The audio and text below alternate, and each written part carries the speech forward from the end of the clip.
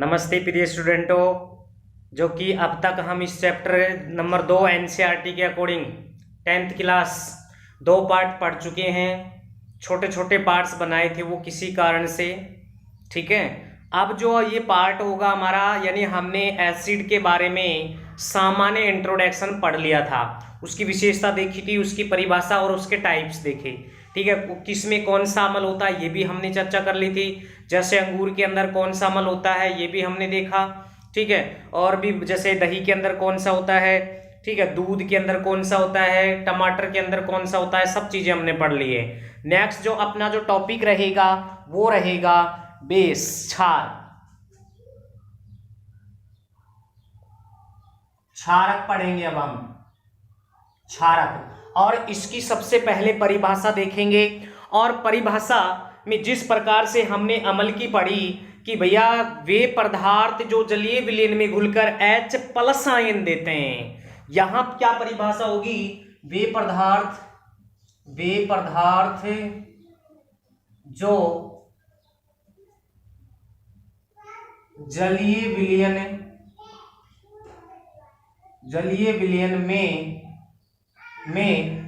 घुलकर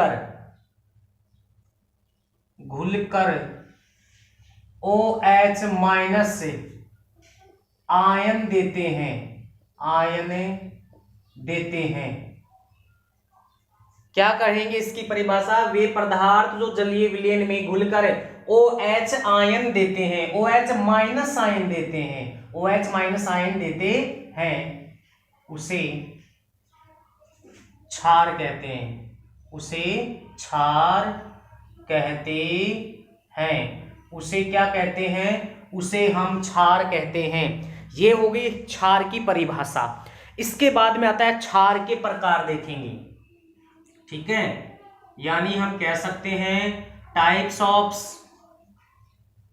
basis कितने होते हैं, 2 टाइप्स, 2 प्रकार का होता है। जो क्षारक होता है वो 2 प्रकार का होता है। पहला जो क्षार होगा वो होता है प्रबल क्षार, ठीक है। और जो दूसरा होता है वो होता है दुर्बल क्षार। अंतर टाइप में देख लेते हैं, इसके कुछ उदाहरण भी देख लेते हैं। यहां इस परिभाषा को भी हम सोल्व करते हैं। जैसे मान लो अपने पास NaOH है, ये जलीय विलयन में घुलकर क्या देता है, OH- आयन देता है। ये इस प्रकार से देखो, जलीय विलयन में घुलकर क्या दे रहा है, OH- आयन दे रहा है। तो इसे हम क्या कहते हैं, इसे हम क्षार कहते हैं। इसे क्या कहेंगे प्रिय स्टूडेंटों, इसे हम क्षार कहेंगे, ठीक है, बिल्कुल क्षार कहेंगे। इसके बाद में देखो इसकी प्रबल क्षार की परिभाषा देखते हैं। यानी हम कहेंगे वे क्षार जो, या वे क्षार जिसमें OH- आयन, OH- आयनों की सांद्रता अधिक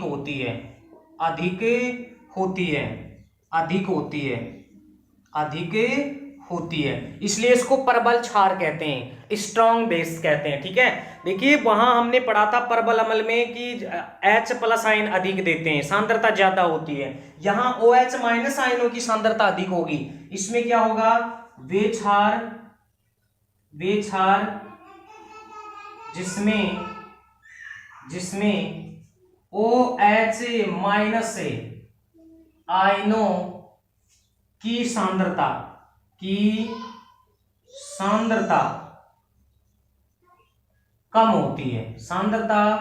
कम होती है, देखो ये जो सांद्रता बार बार आ रहा है। इसके अलावा एक होता है तनुकरण, दोनों को हम आगे इनकी परिभाषाएं वगैरह देखेंगे, इनको समझेंगे एक एग्जाम्पल से। कब देखेंगे, जब हम कुछ रासायनिक अभिक्रियाएं करेंगे, तब वहां हम सांद्रता और तनु को बिल्कुल समझेंगे, स्पष्ट रूप से समझेंगे। बिल्कुल अभी हमारे एसिड और बेस की सामान्य इंट्रोडक्शन चल रहा है, ये मान लीजिए आप, बिल्कुल सामान्य चल रहा है। जब इनसे संबंधित कुछ रासायनिक अभिक्रियाएं आएंगी तब बिल्कुल इनको गहराई से बिल्कुल पढ़ेंगे, बेस को और इनको एसिड को बिल्कुल पढ़ेंगे। अब देखिए इसमें कुछ एग्जाम्पल होता है, एक होता है इसमें NaOH, एक होता है KOH, ठीक है। सोडियम हाइड्रोक्साइड और पोटेशियम हाइड्रोक्साइड ये परबल क्षार के उदाहरण है। किसके उदाहरण है? परबल क्षार के उदाहरण है। इसके अलावा कुछ होता है जैसे हम कह सकते हैं barium hydroxide, barium hydroxide, barium hydroxide भी एक परबल क्षार का उदाहरण होता है। एक तो होता है सोडियम हाइड्रोक्साइड, एक होता है पोटेशियम हाइड्रोक्साइड और एक होता है हमारे पास बेरियम हाइड्रोक्साइड। इसके अलावा एक होता है रुबिडियम हाइड्रोक्साइड, ठीक है। ये कुछ उदाहरण है अपने पास, sodium hydroxide, potassium hydroxide, barium hydroxide और रुबिडियम हाइड्रोक्साइड। ये क्या है? परबल क्षार के उदाहरण है। परबल क्षार। दुर्बल क्षार के उदाहरण हम लिख लेंगे। दुर्बल क्षार में आ जाएगा अमोनियम हाइड्रोक्साइड, एक कौन सा हो जाएगा? अमोनियम हाइड्रोक्साइड, एक हो जाएगा यहां कैल्शियम हाइड्रोक्साइड, एक हो जाएगा मैग्नीशियम हाइड्रोक्साइड। मैग्नीशियम हाइड्रोक्साइड इसको बोलते हैं मिल्क ऑफ मैग्नीशिया। याद करेंगे या लिख लेंगे आप, मिल्क ऑफ मैग्नीशिया, जिसको आप इनो कहते हैं। इसका जो पीएच मान होता है वो 10 होता है, ठीक है। यहां अगर बात करें, ये होता है सोडियम हाइड्रोक्साइड, इसका पीएच मान कितना होता है? 14 होता है। सबसे प्रबल क्षार ये है, ठीक है, ज्यादा मान है इसका। और यहां ये मैग्नीशियम होता है, दूधिया मैग्नीशियम बोल दो, मिल्क ऑफ मैग्नीशिया बोल दो, इनू बोल दो आप इसको, ठीक है। इसका पीएच मान 10 होता है। ये भी एक कैसा होता है? अगर इसकी हम बात करें तो ये एक दुर्बल क्षार होता है। इसके अलावा एक होता है हमारे पास BeOH2, ठीक है, इसको बोलते हैं बेरिलियम। ये बेरियम है, ये बेरिलियम है hydroxide, barium hydroxide, beryllium hydroxide हो गया। एक होता है अपने पास एल्यूमिनियम हाइड्रोक्साइड। क्या होता है? एल्यूमिनियम हाइड्रोक्साइड, ठीक है। एल्यूमिनियम की 3 संयोजकता होती है, इसलिए इसका मतलब 3 मैं लिख देता हूं यहां। तो ये हो गया अपने पास, ठीक है। तो ये हो गए कुछ उदाहरण, जैसे यहां हो गया बेरिलियम हाइड्रोक्साइड, एक हो गया एल्यूमिनियम हाइड्रोक्साइड। ये किसके उदाहरण है? ये दुर्बल क्षार के उदाहरण है। और ये किसके उदाहरण है? ये परबल क्षार के उदाहरण है। यानी इनमें OH आयनों की सांद्रता कम होती है और इनमें OH आयनों की सांद्रता ज्यादा होती है। कहने का मतलब इसमें क्षारपण ज्यादा होता है, कह सकते हैं हम एक प्रकार से क्षारपण इसमें क्या होता है? ज्यादा होता है। यानी ये कड़े होते हैं, कड़वापन ज्यादा होता है। इनमें इनकी अपेक्षा कड़वापन क्या होता है? कम होता है, क्योंकि इसकी एक गुण होता है क्षार का, ये स्वाद में कड़े होते हैं। जैसे अम्ल की बात करें हम, परबल अम्ल में क्या होता है? खट्टापन ज्यादा होगा और दुर्बल में उसकी अपेक्षा थोड़ा कम होगा खट्टापन। ये आप ऐसे सामान्य लैंग्वेज में आप याद कर सकते हैं। बिल्कुल आपके समझ में तब आएगा जब आप बिल्कुल रेगुलर इस चैनल पर बने रहेंगे। बिल्कुल आगे का टॉपिक देखिए। बिल्कुल इसका पीएच मान, अगर हम दुर्बल क्षार की बात करें, इस दुर्बल क्षार की अगर हम बात करें या हम परबल क्षार की बात करें, तो इसका जो पीएच मान होता है वो 12 से 14 तक होता है, याद रख लेंगे। और 12 से अगर कम आ रहा है ना, 12 से कम, इसका जो पीएच है वो क्या होता है? 12 से कम, 12 से कम होता है इसका पीएच, ठीक है। यानी आपको पता है 7.1 से लेकर 12 से कम अगर पीएच मान होता है, लिख लेंगे आप, यानी 7.1 से लेकर और 12 से कम यानी 11.9, तो आप क्या कहेंगे? वो दुर्बल क्षार है। बिल्कुल, जैसे ये इनो होता है अपने पास, मिल्क ऑफ मैग्नीशिया, इसका पीएच मान 10 होता है। इसका पीएच मान कितना होता है? 10 होता है। बिल्कुल ठीक है। बिल्कुल ये सभी का 10 नहीं होता, सबका अलग अलग होता है। जब पीएच मान पढ़ेंगे, पीएच पैमाना पढ़ेंगे अपन, बिल्कुल आराम से डायग्राम बना के बिल्कुल वहां समझेंगे। जो सोरेनसन नामक वैज्ञानिक ने जो पीएच पैमाना या स्केल दिया था, उसके बारे में बिल्कुल अच्छे से अध्ययन करेंगे। बिल्कुल अगला जो टॉपिक है अपना, अगला टॉपिक हम पढ़ेंगे क्षारकों की विशेषताएं। क्षारकों की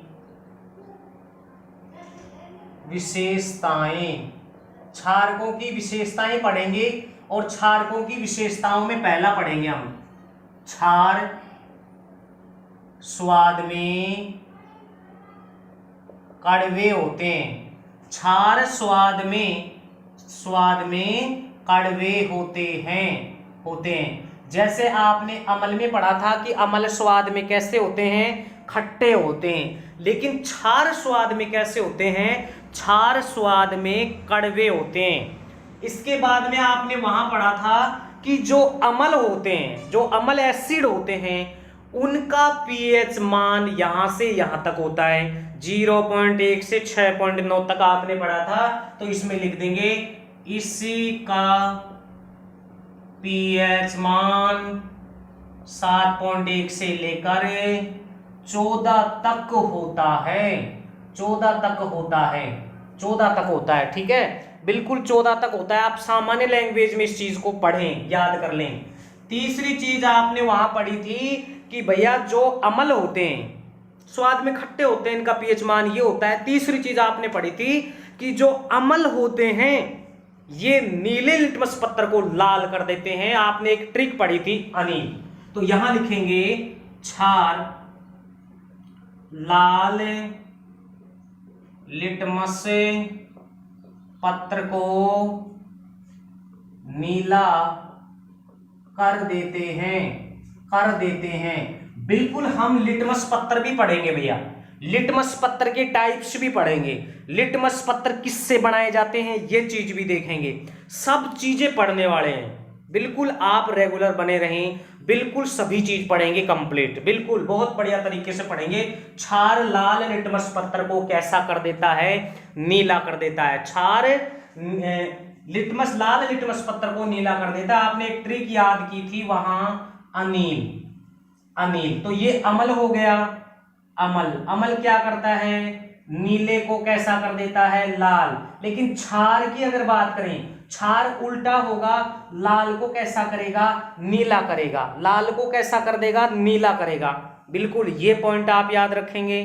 ठीक है, तीसरी जो भी 4 नंबर चीज है आपने वहां पढ़ा था कि अमल जल में विलय होते हैं, जल में घुलनशील होते हैं, तो क्षार भी जल में घुलनशील होते हैं। लिख लो, क्षार जल में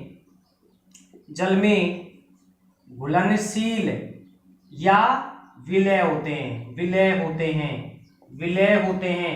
ठीक है, लाइन आड़ी जा रही है, कोई दिक्कत वाली बात नहीं है। आप मुझसे जो मैं चीजें बोल रहा हूं उसको आप कान से सुने और हाथ से लिखें, थोड़ा बहुत देखें, समझे उस चीज को। ठीक है ना, कि क्षार जल में घुलनशील या विलय होते हैं, विलय होते हैं। ठीक है, घुलनशील होते हैं।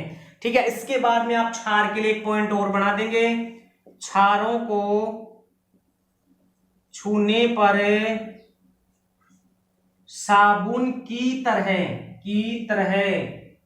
लगते हैं। ठीक है, जो क्षारों को जब हम छूते हैं ना तो वो साबुन की तरह लगते हैं हमें। किसकी तरह लगते हैं, साबुन की तरह लगते हैं। ये पॉइंट भी आप बिल्कुल याद करें।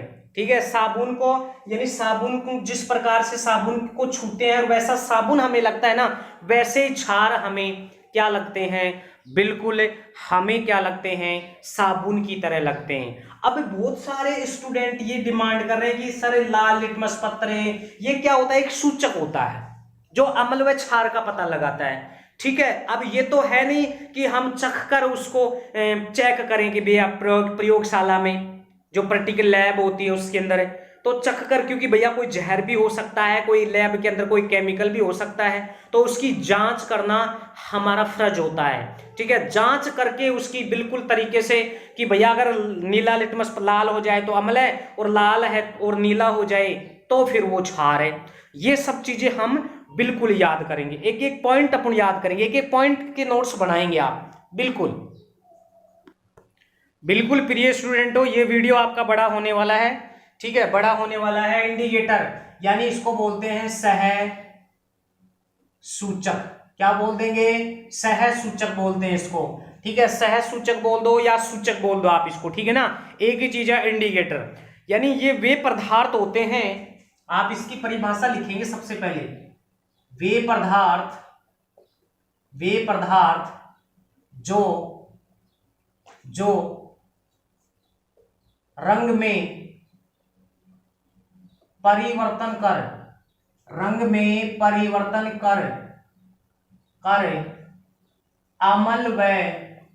अम्ल व क्षार का पता लगाते हैं, उसे सहसूचक या सूचक बोलते हैं, सूचक कहते हैं। सूचक कहते हैं। ये हो गया हमारे पास कि वे पदार्थ जो रंग में परिवर्तन कर, कोई भी पदार्थ होगा रंग में परिवर्तन कर अम्ल व क्षार का पता लगाते हैं। अम्ल व क्षार का क्या लगाते हैं? पता लगाते हैं, जिन्हें हम इंडिकेटर या सहसूचक कहते हैं या सूचक कहते हैं। बहुत सारी बुकों में सूचक मिलेगा, सहसूचक, इंडिकेटर। इंग्लिश में अपने साइंस में इंडिकेटर होता है, याद रखिए आप इस चीज को, ठीक है। नहीं, हमें अम्ल व क्षार का पता लगा के देता है ये जो इंडिकेटर होता है, ठीक है। इसके बाद में आता है अपने पास कि टाइप्स ऑफ इंडिकेटर, ठीक है। टाइप्स ऑफ इंडिकेटर पढ़ेंगे, टाइप्स ऑफ इंडिकेटर, ठीक है। इंडिकेटर, अगर हम बात करें टाइप्स ऑफ इंडिकेटर, सूचक के प्रकार की अगर हम बात करें, ठीक है, टाइप्स ऑफ इंडिकेटर की अगर हम बात करें तो ये कई प्रकार का होता है, ठीक है। कई प्रकार का होता है, तो आप लिखेंगे ये कई प्रकार का होता है, कई प्रकार का होता है, लेकिन सामान्य यह दो प्रकार का होता है। दो प्रकार का होता है। कितने प्रकार का होता है? दो प्रकार का, टू टाइप्स प्रकार का होता है ये, ठीक है ना। यानी हम कह सकते हैं टाइप्स ऑफ टू। इंडिकेटर जो होते हैं वो दो प्रकार के होते हैं। इंडिकेटर कितने प्रकार के होते हैं? दो प्रकार के। सामान्य वैसे बहुत सारे होते हैं। अब हम एक एक को पढ़ते हैं। पहला जो इंडिकेटर लेंगे हम वो पढ़ेंगे, पहला जो इंडिकेटर हम पढ़ेंगे उसकी चर्चा करेंगे। पहला जो इंडिकेटर होगा वो होता है प्राकृतिक सूचक, ठीक है। प्राकृतिक सूचक पढ़ेंगे, बिल्कुल प्राकृतिक सूचक पढ़ेंगे, बिल्कुल। पहला जो प्राकृतिक सूचक होता है वो पढ़ेंगे, और जिसको हम कह सकते हैं नेचुरल इंडिकेटर, यानी इसको हम कहेंगे प्राकृतिक सूचक कहेंगे। क्या कहेंगे इसको? प्राकृतिक सूचक कहेंगे। इसको क्या कहते हैं? प्राकृतिक सूचक कहते हैं। जब तक मैं इंक डालता हूं लाइक कर दे आप वीडियो को, बिल्कुल लाइक करो, शेयर भी कर दो, कम से कम 5-10 ग्रुपों में छोड़ दो वीडियो को, प्लस में सब्सक्राइब भी कर ले आप, तभी तो आपको भैया अगला वीडियो प्राप्त होगा, नहीं तो आपको वीडियो प्राप्त नहीं होगा। बिल्कुल।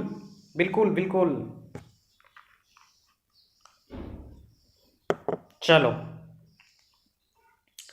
अब देखिए हमारे पास ये है नेचुरल इंडिकेटर, प्राकृतिक सूचक। कौन सा सूचक है? प्राकृतिक सूचक है। इस प्राकृतिक सूचक की अगर बात करें तो हम कह सकते हैं वह सूचक, यानी वे सूचक, लिख लेंगे आप, वे सूचक जो प्रकृति से प्राप्त होते हैं, जो प्रकृति से प्राप्त होते हैं उन्हें प्राकृतिक सूचक कहते हैं। उन्हें क्या कहते हैं? उन्हें हम प्राकृतिक सूचक कहते हैं। वे सूचक जो प्रकृति से प्राप्त होते हैं, नाम से पता चल रहा है प्रकृति से प्राप्त होते हैं, ठीक है। जैसे हम बात करें एग्जाम्पल की, जैसे लिटमस, इसके अलावा हल्दी, ठीक है। इसके अलावा हम कह सकते हैं, देखो लिटमस हो गया, हल्दी हो गया, इसके अलावा हम कह सकते हैं गुड़हल की पंखुड़ियां,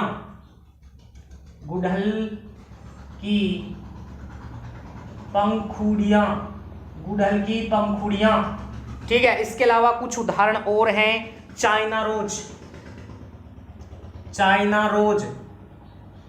ठीक है, चाइना रोज हो गया। इसके अलावा और भी आप कर सकते हैं, जैसे हो गया लाल गोभी,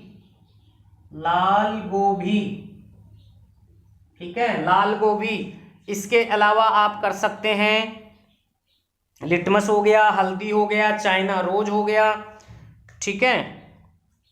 इसके अलावा आप कर सकते हो पेटूनिया,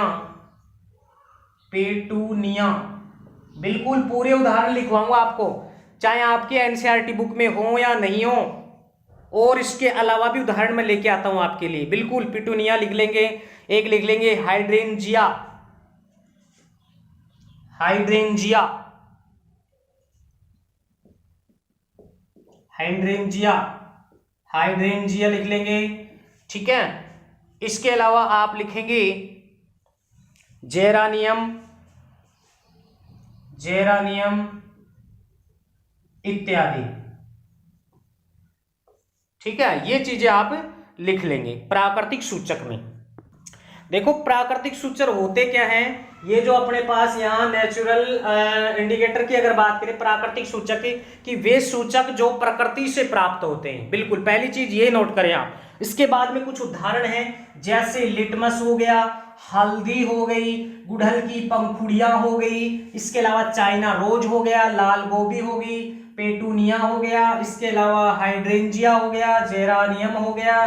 देखिए कई बार क्या होता है कि इनमें थोड़ी मात्रा का डिफरेंस आ जाता है, तो वो आप मात्रा नहीं देखें क्योंकि सभी बुकों में अलग अलग है। आपके एनसीईआरटी में कुछ अलग शब्द मिलेगा आपको, ठीक है। आपके जैसे सीबीएस में अलग होता है, जैसे आपके जो माध्यमिक बोर्ड की जो किताबें होती हैं उनमें उस शब्द को कुछ अलग घुमा के दे देते हैं। चीजें वही हैं, सिर्फ आप उनको ध्यान में रखें, ठीक है। अब ये हो गया, अब लिटमस पत्थर हो गया, हल्दी, गुड़हल की पंखुड़ियां, ये सब प्राकृतिक सूचक हैं। ये सब क्या है, प्राकृतिक सूचक हैं। ये क्या है, सब प्राकृतिक सूचक है। अब यहां प्राकृतिक सूचक आपने पढ़ा है जिसमें हम दो चीजों की बात करेंगे, एक तो लिटमस की बात करेंगे और एक हम हल्दी की बात करेंगे। इन दोनों पर चर्चा करने वाले हैं क्योंकि इन दोनों से ही प्रश्न बनते हैं, इन दोनों की चर्चा करते हैं। चलो सबसे पहले लिटमस लेते हैं हम।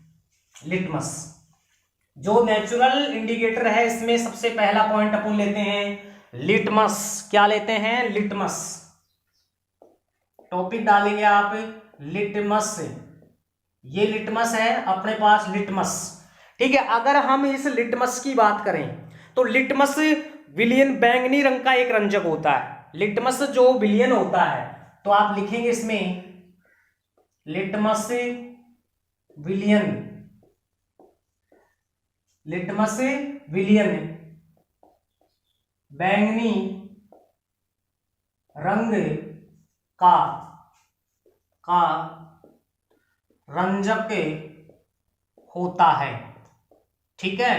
पहली चीज आप ये याद करेंगे कि जो लिटमस विलियन होता है ये कैसा होता है, ये बैंगनी रंग का होता है। कैसा होता है, बैंगनी रंग का होता है। जो थैलोफाइटा, जो थैलोफाइटा समूह के, यानी थैलोफाइटा समूह का होता है ये जो लाइकेन होता है, ये थैलोफाइटा समूह के लाइकेन, ठीक है। थैलोफाइटा के किससे होता है, लाइकेन होता है, लाइकेन होता है। क्या होता है भैया, लाइकेन होता है, ठीक है। लाइकेन होता है, ठीक है, लाइकेन होता है, जिससे प्राप्त किया जाता है, ठीक है। लाइकेन होता है। अगर इस लाइकेन की अगर हम बात करें तो शैवाल प्लस में कवक, ये पॉइंट आप याद रखें, बहुत बार ऑब्जेक्टिव क्वेश्चन में आता है ये, ठीक है। लाइकेन की अगर बात करें तो सहसंबंध, अगर इसकी बात करें तो ये किस किस का संबंध है, यहाँ शैवाल और कवक का है, जिससे प्राप्त किया जाता है। क्या प्राप्त किया जाता है, लिटमस प्राप्त किया जाता है। ये लाइकेन का जो पौधा होता है उससे प्राप्त किया जाता है, चट्टानों पर पनपता है, चट्टानों पर पनपता है, शैवाल और कवक के रूप में होता है, ठीक है। ये जिससे प्राप्त किया जाता है। अगर हम इसकी बात करें, ये जो लिटमस होता है, लिटमस से को कागज के पत्थर से बनाया जाता है।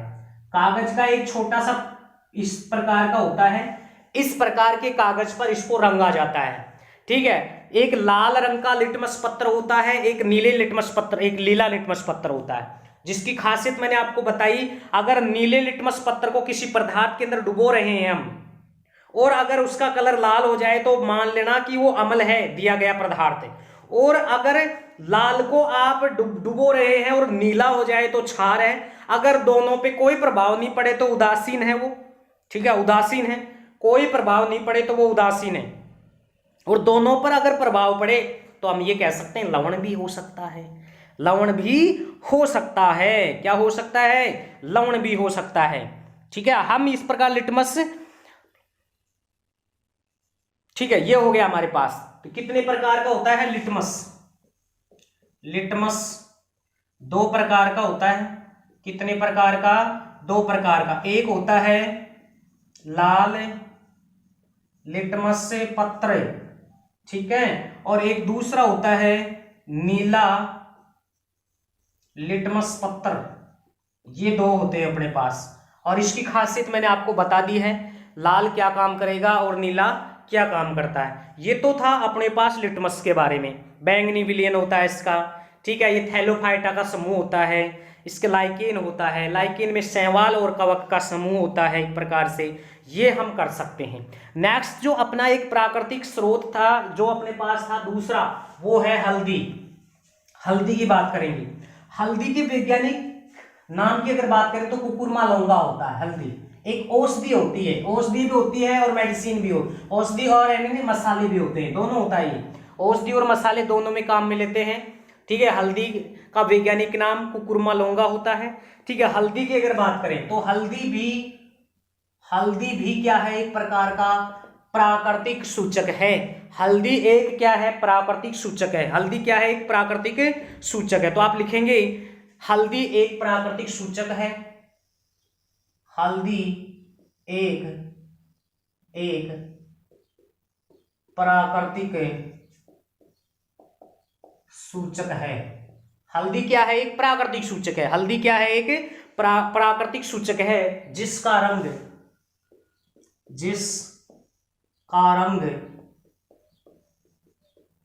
पीला होता है, पीला होता है। इसको सब्जी में भी डाला जाता है। जब सब्जी का धब्बा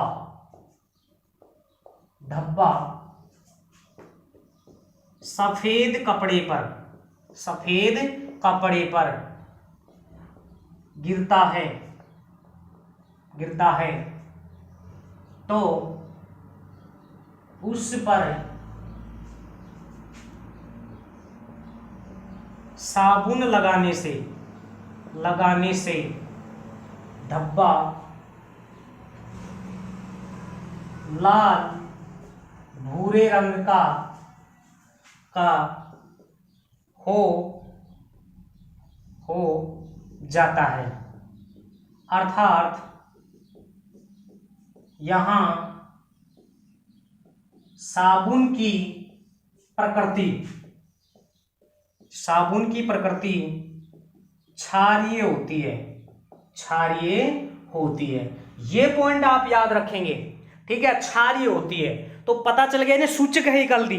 भैया सूचक है जब हल्दी का जो धब्बा गिरा हुआ है सफेद कपड़े पर जो हल्दी का धब्बा गिरा हुआ है, जब उस पर हम साबुन रगड़ते हैं उसे हटाने के लिए, तो वो धब्बा क्या होता है? लाल भूरे रंग में बदल जाता है, जिससे हम कह सकते हैं कि साबुन की जो प्रकृति है वो क्षारीय होती है। साबुन की प्रकृति कैसी होती है? क्षारीय। हल्दी एक प्राकृतिक सूचक है जिसका रंग पीला होता है। कैसा रंग होता है? पीला। जब सब्जी में इसको जब डाला जाता है और सब्जी का धब्बा जब सफेद कपड़े पर गिरता है तो उस पर साबुन लगाने से धब्बा लाल भूरे रंग का हो जाता है। ठीक है, जिससे साबुन की जो प्रकृति होती है वो कैसी होती है? क्षारीय। तो बताओ, क्षार और अम्ल का पता लगा रहा है। बिल्कुल, क्षार और इसका क्या लगा देता है? पता लगा देता है। तो सूचक यही तो होते हैं जो रंग में परिवर्तन कर दें। प्लस में अम्ल व क्षार का पता लगाएं, अम्ल व क्षार का क्या लगाएं? पता लगाएं। नेक्स्ट जो अपने पास रहेगा वो रहेगा दूसरा, संश्लेषित सूचक। ठीक है, संश्लेषित सूचक पढ़ते हैं। कौन सा पढ़ेंगे? संश्लेषित सूचक पढ़ेंगे। अगला अपने पास जो दूसरा रहेगा, दूसरा जो अपने पास जो इंडिकेटर है, सूचक है, वो है सिंथेटिक इंडिकेटर। ठीक है, इसको हम कहते हैं संश्लेषित संश्लेषित सूचक, या इसको बोलते हैं कृत्रिम सूचक। इसकी परिभाषा क्या होगी? वे सूचक जिसे मानव स्वयं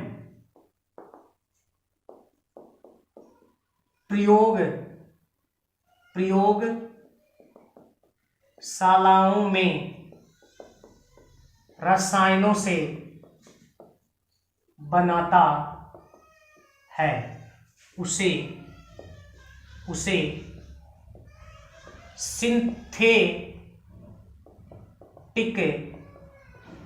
इंडिकेटर कहते हैं, संश्लेषित सूचक कहते हैं। क्या कहते हैं? संश्लेषित सूचक कहते हैं। ये पॉइंट आप याद रखें कि भैया ऐसा इंडिकेटर या ऐसा सूचक जिसे मानव स्वयं बनाता है। एक पॉइंट ये हो गया, अगर ये याद नहीं रखे तो थोड़ा सा और याद कर लेंगे कि ऐसा सूचक जिसे मानव स्वयं बनाता है रसायनों की सहायता से प्रयोगशालाओं में। बिल्कुल, इसके जो एग्जाम्पल हैं वो एक तो होता है अपने पास, हम कह सकते हैं, हम कहेंगे जो होता है यहां वो होता है मैथिल ऑरेंज।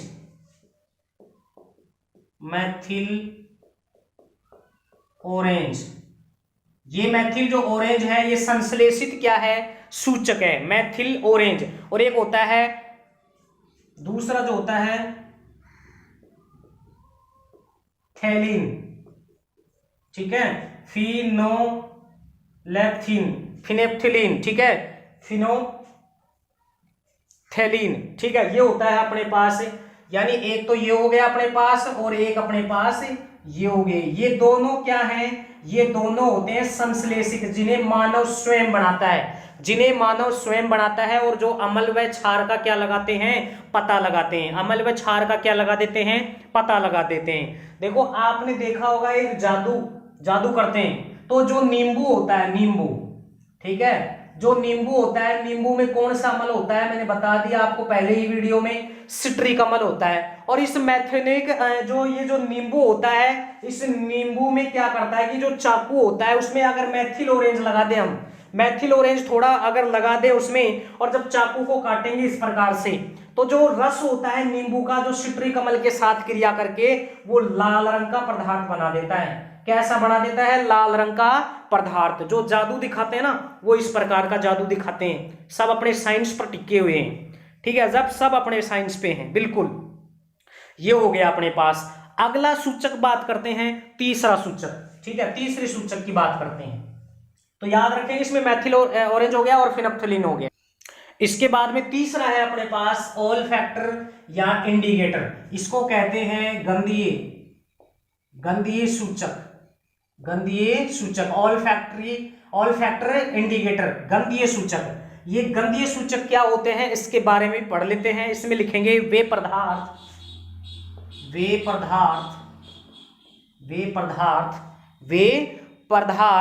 जिनकी गंध अम्लीय व क्षारीय माध्यम में बदल जाती है।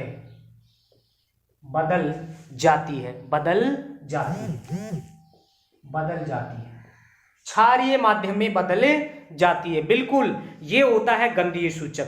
अब इसमें गंधीय सूचक में अगर एग्जाम्पल की बात करें तो अपने पास जो एग्जाम्पल में आएगा प्याज, लौंग, इसके अलावा एक होता है इंपॉर्टेंट वेनिला। देखो क्या होता है, सब जानते हैं, प्याज को जानते हैं, लौंग को जानते हैं। ये वेनिला क्या होती है? देखो अगर इस वेनिला की बात करें तो इस प्रकार की बहुत सारी ऐसे फली टाइप में ऐसे लगी हुई होते हैं प्लांट के ऊपर, ठीक है, फली टाइप में होती हैं। और इनसे जो आइसक्रीम होता है, आइसक्रीम का जो फ्लेवर होता है वो वेनिला से बनाया जाता है। आइसक्रीम का जो फ्लेवर होता है वो वेनिला से बनाया जाता है। प्लस अगर हम इसकी बात करें तो भारत में लगभग ये 1 kg की अगर बात करें तो 40,000 रुपए केजी, ये अपने इंडिया के अंदर इसकी रेट बिल्कुल। आइसक्रीम फ्लेवर ये होता है अपने पास एक गंधीय सूचक। इसके बाद में नेक्स्ट चौथा सूचक जो अपने पास आता है वो होता है यूनिवर्सल